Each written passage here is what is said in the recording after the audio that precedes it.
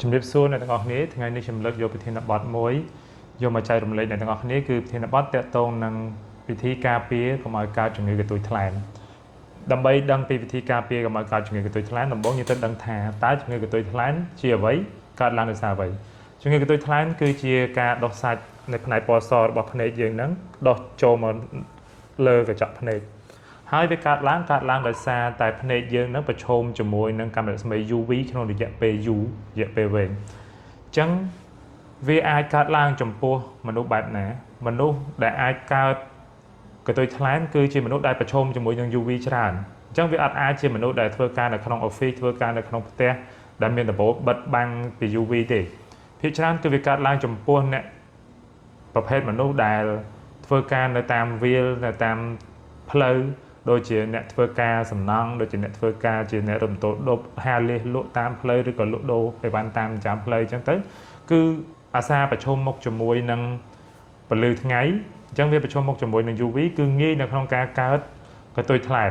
ហើយមូលហេតុពីរយ៉ាងទៀតដែលជួយជំរុញកន្ទុយថ្លែននឹងដែរគឺជាបញ្ហាខ្យល់ហើយនឹង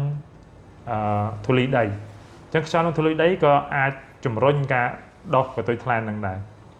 អញ្ចឹងវិធីការពារគឺមានតែការពាក់វ៉ែនតាដើម្បីការពារចេញពីពន្លឺ UV ទេអញ្ចឹងយើងសង្កេតឃើញថាប្រជាពលរដ្ឋនៅក្នុងប្រទេសអភិវឌ្ឍដូចជាប្រទេសដូចជាយើងហៅថាពួកបារាំងអីចឹងណាពួកបារាំងយើងឃើញពួកគេភាគច្រើនឲ្យតែគេដើរហាក្តៅគឺគេមានវ៉ែនតាខ្មៅហើយខុសពីខ្មែរយើងគឺអត់សូវហ៊ានពាក់វ៉ែនតាខ្មៅទេគឺខ្មាស់គេអៀនគេយើងអត់សូវហ៊ានពាក់អញ្ចឹងហើយទើបឃើញភ្នែករបស់ប្រជាពលរដ្ឋខ្មែរយើងច្រើនកើតកន្ទុយថ្លែនច្រើនជាងបរទេសនេះគឺជាវិធីការពារហើយវិធីការពារហ្នឹងមិនតម្រូវឲ្យត្រូវតែជាវ៉ែនតាខ្មៅទេវ៉ែនតាថ្លាក៏បានដែរឲ្យតែកញ្ចក់ហ្នឹងមានប្រព័ន្ធការពារមានកញ្ចក់ហ្នឹងគឺមានសម្រាប់ការពារពន្លឺ UV ការពារពន្លឺទូរស័ព្ទអីហ្នឹងឥឡូវឃើញមានច្រើនណាស់ប្រភេទកញ្ចក់ហ្នឹងអញ្ចឹង